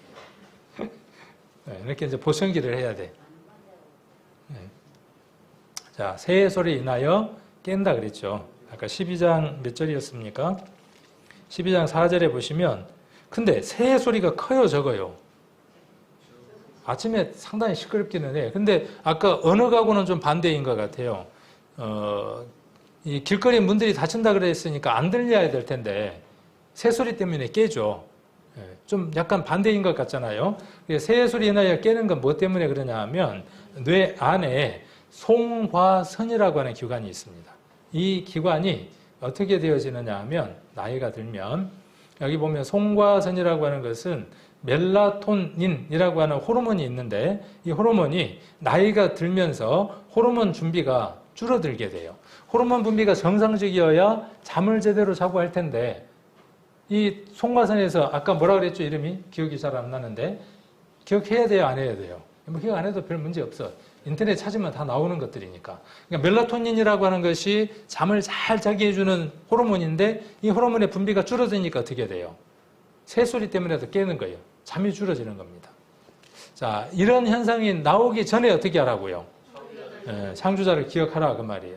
자, 음악하는 여자들은 다 쇠하여질 것이다 그랬어요. 음악. 우리 몸 가운데서 음악하는 기관이 어디일까요? 목, 성대. 하고 막 찬양대가 막 찬양을 하잖아요. 자, 음악하는 여자들이 다 쇠하질 것이다 그랬는데 이게 젊은 사람들의 성대 모습입니다. 한쪽은 열린 모습이에요. 한쪽은 닫힌 모습입니다. 이게 관략근이라 그래요. 이것도요. 관략근이 우리 몸 안에 관략근들이 많죠. 그죠? 내보내는 쪽, 이쪽을 가리키니까 금방 이해를 하시네. 이쪽에도 뭐가 있냐면 관략근이 있어요. 나이가 들면 이 관략근도 어떻게 돼요? 역할을 잘 못해요. 그래서 이제 새거나 소리가 막 나오거나 그런 현상들이 나옵니다. 조절이 안 돼서. 거기만 그런 게 아니고 몸 안에 있는 이 관략근도 기능을 제대로 못하면서 음식물을 제대로 삼키는 조절들도 못해요. 그래서 먹다가 사례가 잘 걸리기도 하고 말을 하다가도 말이 조절이 안 되기도 하고 음식물을 먹다가 이게 닫혀야 되는데 안 닫히고 있어갖고 폐로 들어가서 콜록콜록 하기도 하고 다 뭐 때문에 그런 것이죠? 이제 어떤 때가 다가오는 겁니까? 이제 해, 달, 별이 어두울 때가 가까워져 오기 때문에 그렇습니다. 요거는 연세 드신 분들의 성대예요. 석회화된다라고 이렇게 표현을 합니다. 그래서 성대 위주가 위축됩니다. 그래서 석회화가 진행이 돼서 성대가 잘 닫히지 않게 돼요. 그러니까 쉰 소리가 나고 목소리가 약해지고 떨리는 것 같고 고음으로 변하는 경우가 생기기 시작을 하는 겁니다. 그래서 전도서에서 표현을 너무 잘 해놨죠. 음악하는 여자들은 다 쇠해진다 이렇게 이야기를 하고 있습니다. 자, 살구꽃이 핀다 그랬어요. 이스라엘에 가면 살구나무가 있는데 이 살구나무가 처음 필 때는 어떤 색깔이냐 하면 붉은색의 꽃이 핀답니다. 살구나무가. 붉은색으로 확 피었다가 그 다음 어떤 색으로 바뀌느냐 하면 그 사람 피부색, 육색으로 바뀌었다가 그 다음 무슨 색으로 바뀌느냐 하면 흰색으로, 살구색으로 바뀐답니다. 그러니까 그 나무가 활짝 피었다가 중간기다가 그 다음 접어지는 단계. 이 단계를 지금 이야기를 하고 있는 거죠. 살구나무가 꽃이 피었다는 것, 그러니까 하얗게 되었다는 것은 무엇을 이야기하느냐 하면 그 나무가 이제 질 때가 되어졌음을 이야기를 하는 겁니다. 그래서 이 흰머리, 백발은 노인을 상징하는 것이기도 합니다. 그래서 이렇게 하얀 머리에다가 비늘을 꽂았죠. 어떤 분들은 보면 제 나이 훨씬 전에 흰머리가 나가지고 염색을 해야 되는 사람도 있고 저는 염색 안 했습니다. 혹시 저보고 또 염색했냐고 묻는 분이 있는데 염색 안 했고 자연입니다. 흰머리는 왜 나느냐 하면 흰머리는 뭐 때문에 그러냐 하면 그 모공 속에 멜라닌이라고 하는 색소가 있습니다. 그 멜라닌 색소가 점점 감소되기 때문에 검은색 색소를 만들어내지 못하기 때문에 흰색으로 이렇게 바뀌기 시작을 하는 겁니다. 자, 이것도 어떤 증상이죠? 전조 증상이죠? 이제 나이가 들어서 세상을 떠날 때가 다 돼 왔다고 하는 것을 사인으로 보내고 있는 겁니다. 자, 그리고 뭐가 그칩니까? 원욕이 그친다 그랬어요. 원욕이라는 건 성욕, 식욕, 물욕, 권세욕, 명예욕 뭐 이런 모든 것들을 다 통칭하는 것을 가리켜서 무엇이라 그러냐 하면 원욕이라 그랬습니다. 이 어르신 의욕이 있는 것 같아요? 없는 것 같아요? 소는요? 소도 보니까 지금 누가 찍었는가는 모르겠는데 이 한 컷 속에 사진 찍는 사람 이걸 잘 찍습니다. 사진 찍는 걸 좋아라 했는데 이렇게 잘 찍지는 못하거든요. 이 한 컷 속에 많은 것을 담았습니다. 많은 걸 담았고 많은 걸 보면 많은 게 보이면 상을 받습니다. 그러니까 사진은 한 컷 안에 어떻게 많은 걸 넣느냐예요. 의미를 넣느냐. 의미 있는 것을 찍느냐죠. 그리고 그것을 보느냐 하는 것에 따라서 상이 달라지는 거죠. 그래서 어떤 때는 빛을 어느 쪽으로 주느냐 하는 것에 따라서 주제가 바뀌기도 하죠. 자, 여기 보면 할아버지 일생 동안 뭐만 한 것 같아요? 사진을 찍은 사람의 메시지예요. 이 사진을 찍은 사람의 메시지의 내용이 그거예요. 소도 일평생 뭐예요? 죽으라고 일만 하는 거예요. 죽으라고 일만 하는 거예요. 죽을 때까지. 근데 이 할아버지도 어때요? 죽을 때까지 뭐 하는 거예요? 죽을 때까지. 예. 죽을 때까지 뭐만 하느냐 하면 일만 하다가 죽는 겁니다. 전도서 3장을 한번 보겠습니다. 전도서 3장. 자, 그런데 소도 죽고 저 할아버지도 언젠가 저 사진 기준으로 해서 저 할아버지 세상에 없으십니다, 지금. 예. 오래전에 사진이니까 저분 세상에 안 계신 분이에요. 저분도 세상을 떠났고 저 소도 죽었어요. 뭐가 다른가요, 그러면? 사람의 죽음과 소의 죽음이. 소는 먹고 사람은 못 먹고 그런 차이인가요? 자, 성경의 그 차이점에 대해서 전도서에서 분명하게 이야기를 하고 있습니다. 오늘 두 번째 내용이 무엇이냐 하면 첫 번째 내용이 뭐냐 하면 성경을 하나님이 왜 주셨는가 하는 게 첫 번째 이야기였습니다. 주제가. 그 다음에 오늘 두 번째 주제에 가장 중요한 게 뭐냐 하면 사람이 왜 존재하냐는 거예요. 사람이 무엇 때문에 이렇게 일평생을 이렇게 살아가느냐에 대한 거예요. 사람의 본분이 뭐냐는 거죠. 왜 사냐는 겁니다. 무엇 때문에 사냐는 겁니다. 이것 때문에 우리가 지금 이 내용을 살펴보고 있는 거니까 자, 3장 한번 봅니다. 전도서 3장 18절입니다. 한번 제가 읽겠습니다. 그냥 눈으로 따라 보시면 되겠습니다. 내가 심중에 이르기를 인생의 일에 대하여 하나님이 저희를 시험하시리니 저희로 자기가 짐승보다 다름이 없음을 깨닫게 하려 하심이라 하였노라. 인생에게 임하는 일이 짐승에게도 임하나니 이 둘에게 임하는 일이 일반이라. 다 동일한 호흡이 있어서 이와 같이 이에 죽은 같이 저도 죽으니 사람이 짐승보다 뛰어남이 없음은 모든 것이 헛됨이로다. 자, 여기까지 읽어보면 어떻습니까? 사람 죽는 것, 짐승 죽는 것 다 뭐예요? 다 헛거예요. 죽으면 다 끝나는 거예요. 그렇죠? 이 말씀대로 읽어보면 자, 그런데 한번 봅니다.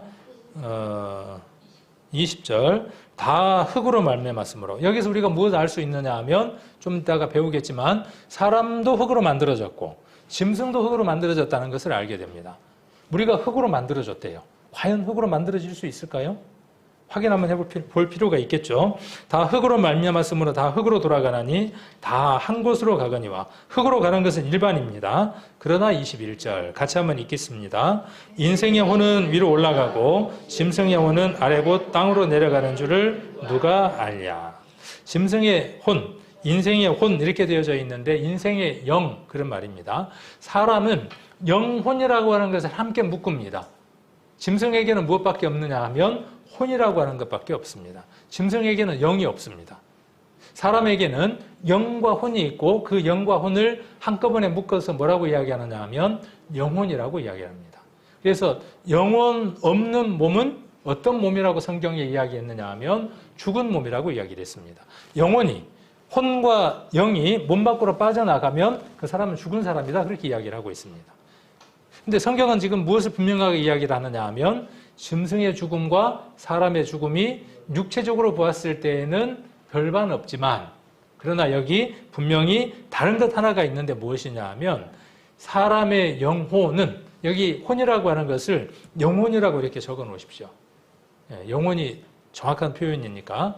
짐승에게는 영혼이 없고 사람에게는 영혼이 있으니까. 그래서 사람의 영, 정확하게 영혼은 누구를 만나러 가고 위로 올라가고 짐승 혼은 아래 곧 땅으로 내려가는 줄을 누가 알랴. 짐승은 죽으면 그걸로 끝입니다. 자, 그리고 22절. 그러므로 내 소견에는 사람이 자기 일에 즐거워하는 것보다 나은 것이 없나니 이는 그의 분복이라.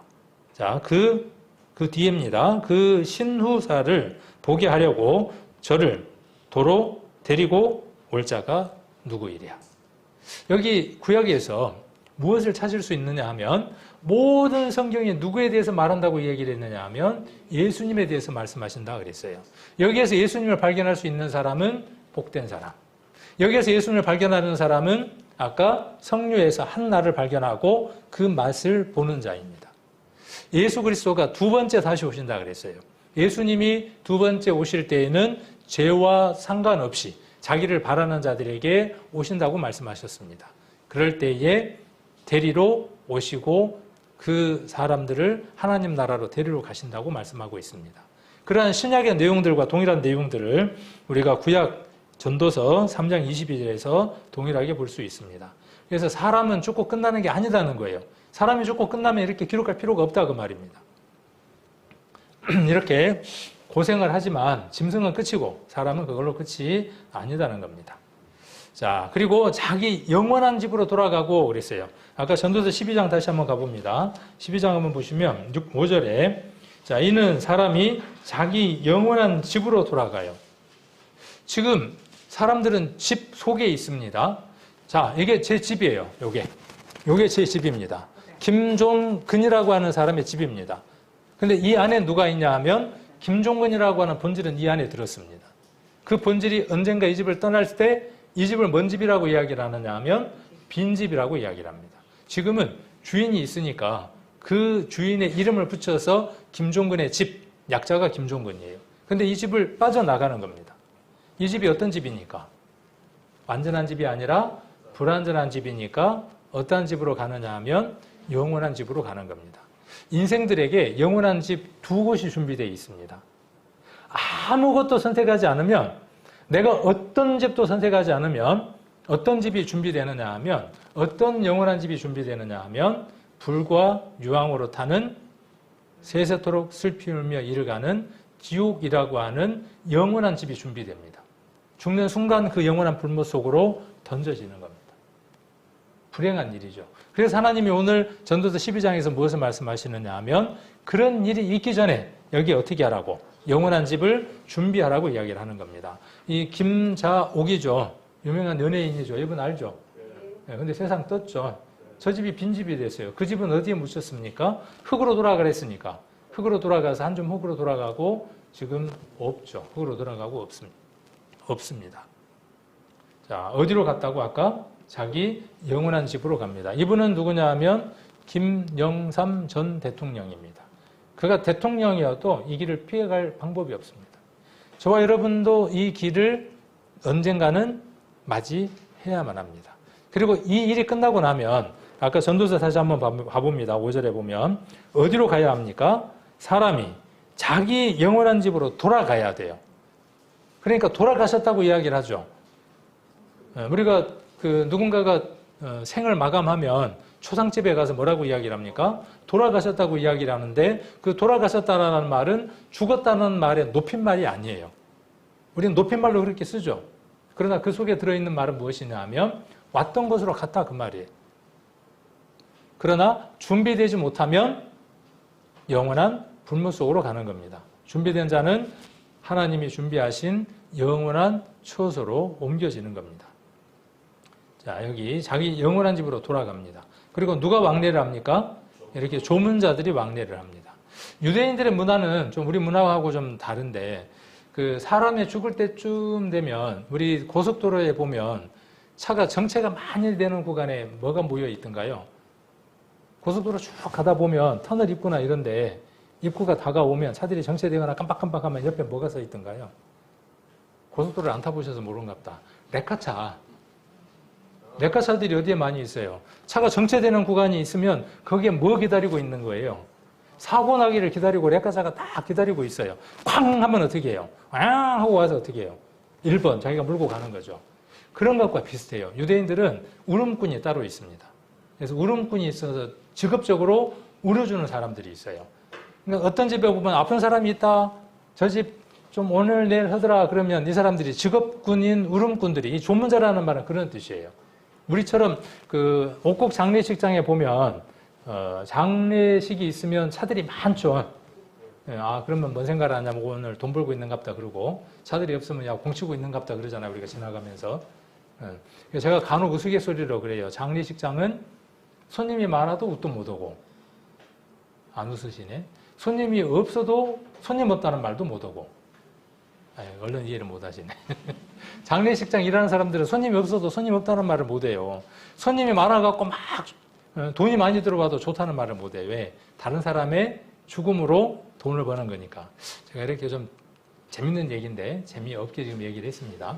자, 이렇게 조문객을 이야기를 하는 게 아니라 유대인 문화 속에서 조문객은 무엇이냐 하면, 그렇게 울어주고 돈 받을 일이 생겼으니까, 아픈 사람이 생기니까 아까 그 렉가짜처럼 대기하고 있는 거예요. 죽기를 기다리고 있는 겁니다.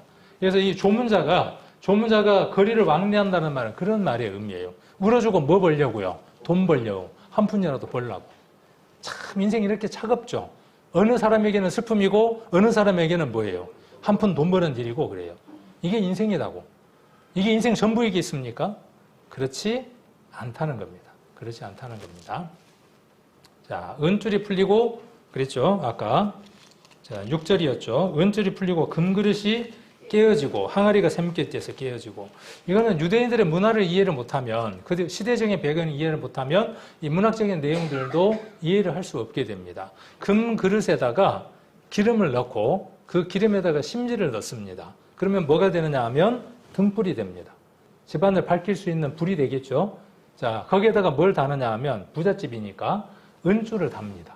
은줄을 달아서 어디에다가 달아놓느냐 하면 천장 위에다 달아놓는 겁니다. 우리 불이 되는 거죠, 불. 그 장면을 이해하시면 돼요. 네, 그런데 심지가 꺼졌어요. 금그릇이 어떻게 됐어요? 바닥에 패대기 쳤어요. 뭐가 끊어져서? 은줄이 끊어졌어요. 우리 안에 돌고 있는 혈관이 어느 날 막히면 어떻게 됩니까? 잘 돌던 게 뇌 안에서 살짝 한번 막히면 어떻게 돼요? 호흡도 할 수도 없고, 네, 숨도 쉴 수 없고, 그냥 불구가 되죠. 깨어난다고 할지라도 절반이 마비되거나 그렇죠. 자, 은줄이 풀렸다고 하는 것은 그런 것을 이야기하고, 금그릇이 깨어졌다는 것도 마찬가지입니다. 그 다음에 항아리가 샘에서 깨졌다는 것도 마찬가지입니다. 항아리에다가 뭘 담죠? 물을 담을 거 아니에요. 여기 지금 내용대로 보면. 그 다음에 바퀴가 뭐 하는 걸까요? 바퀴가 우물 위에서 깨졌다는 것은 뭐라느냐 하면, 바가지가 있고 우물에다가 물을 퍼올려야 되니까 바퀴가 있겠죠, 위에. 위에 바퀴가 있어. 도르래가 있겠죠. 그래서 줄을 가지고 어떻게 해야 되겠어요? 물을 퍼올리는 거죠. 그래서 어디에다 담겠어요? 항아리에다가 담겠죠. 근데 항아리가 깨졌어요. 중친 거예요. 이제 인생 끝난 겁니다. 담아봐야 깨진 독이 물붓기예요. 바퀴가 깨졌다는 건 뭐예요? 이제 그 몸의 순환이 완전히 끝나버린 거예요. 순환이 끝나버린 거예요. 그래서 샘 곁에서 깨어지고 바퀴가 우물 위에서 깨어지고 그랬어요. 그리고 7절에 몸은 어떻게 돼요? 몸, 흙이에요. 흙이 여전히 어디로 돌아가고? 땅으로 돌아가고. 신이 뭡니까? 신발 신이 아니에요. 이 신은 뭐냐 하면 영이에요. 영. 영은 그 주신 하나님께로 돌아가는 겁니다. 그리고 그 앞에 심판을 받게 되고, 영원한 불못 속으로 던져지느냐, 영원한 하나님 나라로 옮겨지느냐 하는 것은 누가 결정한다고요? 하나님이 결정하시면 하나님 탓하면 되는 거예요. 그렇죠? 하나님이 지옥 가고 천국 가는 문제를 우리에게 결정해서 정해놓으셨다 그러면 천국 문 앞에서 뭐라고 이야기를 하면 돼요? 당신이 결정한 거니까 당신 탓이라고 이야기를 하면 되잖아요. 근데 오늘 전도서를 보니까 어때요? 네가 결정해라 그렇게 이야기를 하고 있잖아요. 네가 결정해라. 언제? 이러한 일들이 오기 전에 네가 결정해라. 책임은 누구에게 있으니까.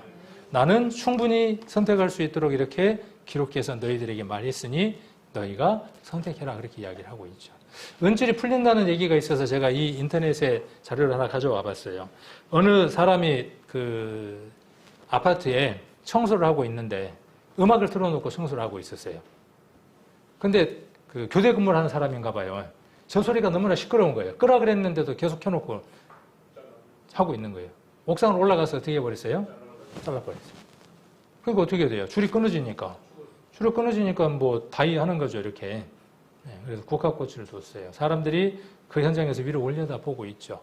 그 사람은 거기에서 그 생이 끝날지 어떻게 알았겠습니까? 알았다면 그곳에 와서 일했겠습니까? 우리가 자연적으로 잘 산다면 아까 전도서에 기록되어 있는 대로 이 창도 닦이고 여러 일들이 일어나고 하나님을 맞이하겠죠. 그러나 우리에게는 불의라고 하는 게 있죠. 갑자기 일어나는 불의의 사고들이 있죠. 자, 이러한 사고들이 있을 때 어떻게 할 거냐는 것이죠. 그래서 금그릇이 갑자기 깨집니다.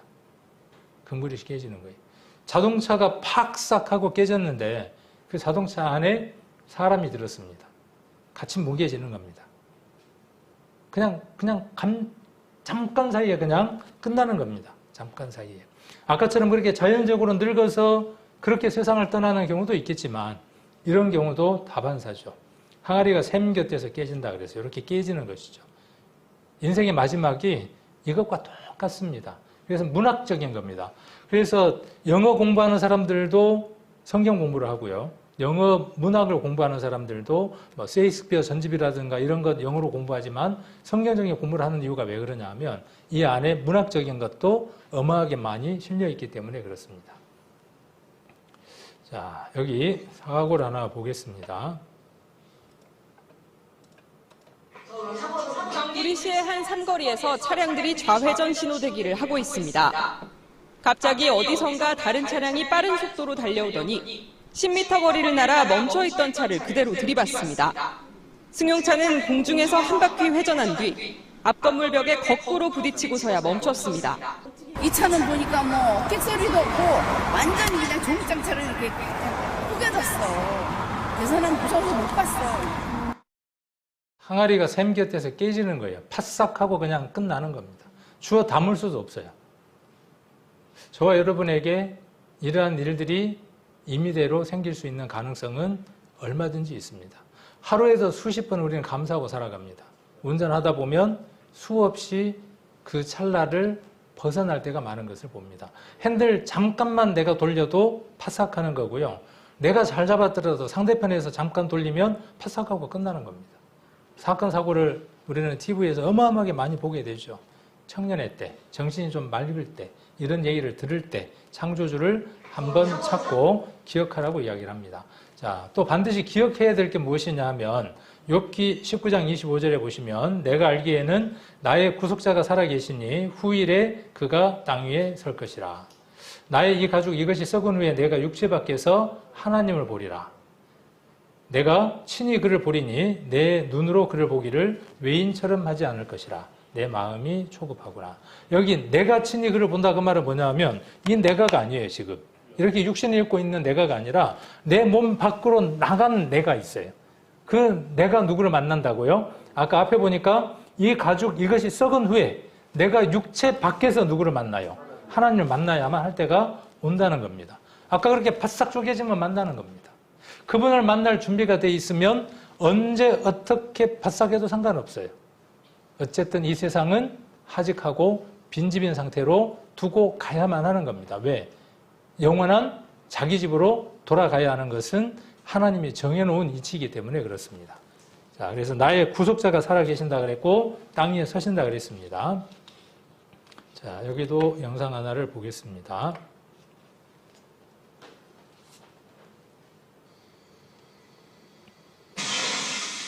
나무가 어떤 일이 있었을까요? 자, 자기 몸 밖을 떠나는 자기가 있습니다. 이것은 자기를 담고 있었던 그릇입니다. 항아리입니다. 금그릇입니다. 어느 사람에게는 항아리일 수 있고 어느 사람에게는 금그릇일 수 있어요. 그러나 깨어지는 겁니다. 그리고 그 몸 밖으로 빠져나가는 자기가 있습니다. 자.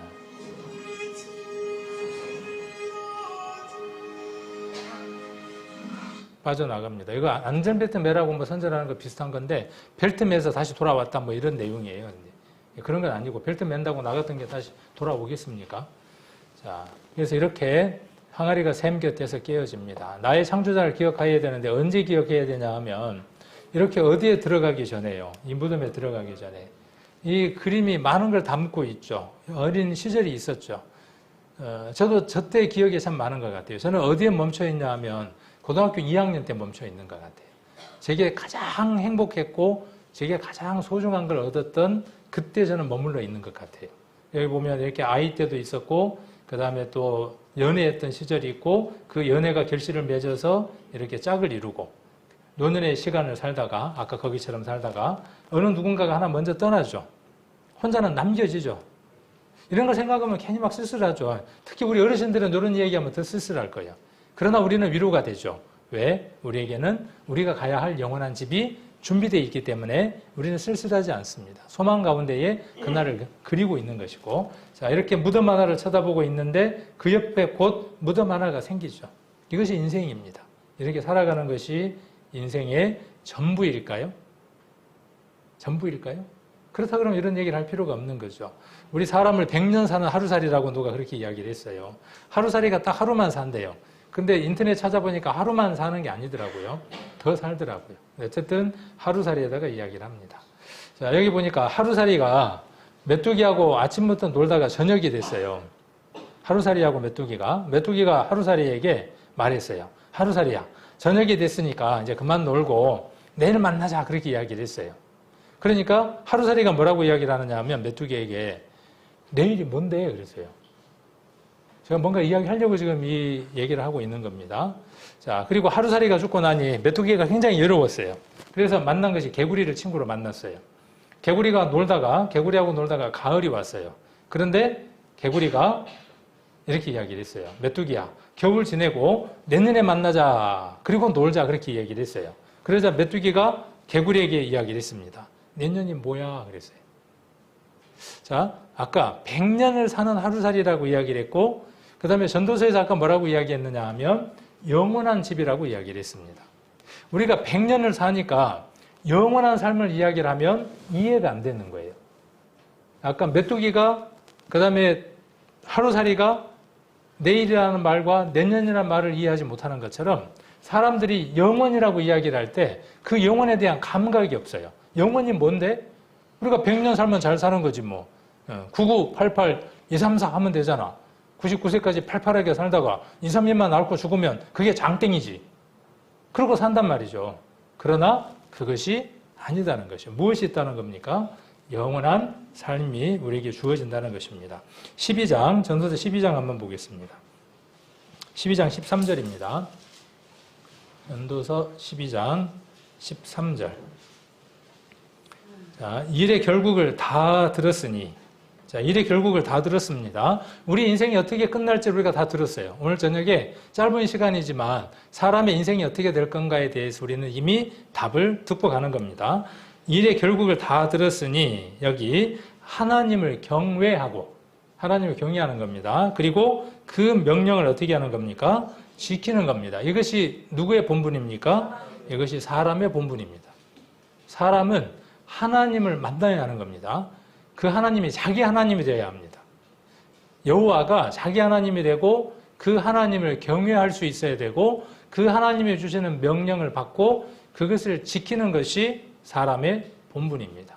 처음 사람 아담은 그런 사람이었습니다. 하나님이 아담을 창조하셨는데 그 아담은 영원히 살 수 있는 존재였습니다. 그러나 그 아담이 하나님을 경외하지 않았고 그 명령을 어김으로 말미암아 인생들에게 무엇이 왔느냐 하면 아까 지금 우리가 살펴봤던 그 일들이 오게 됐습니다.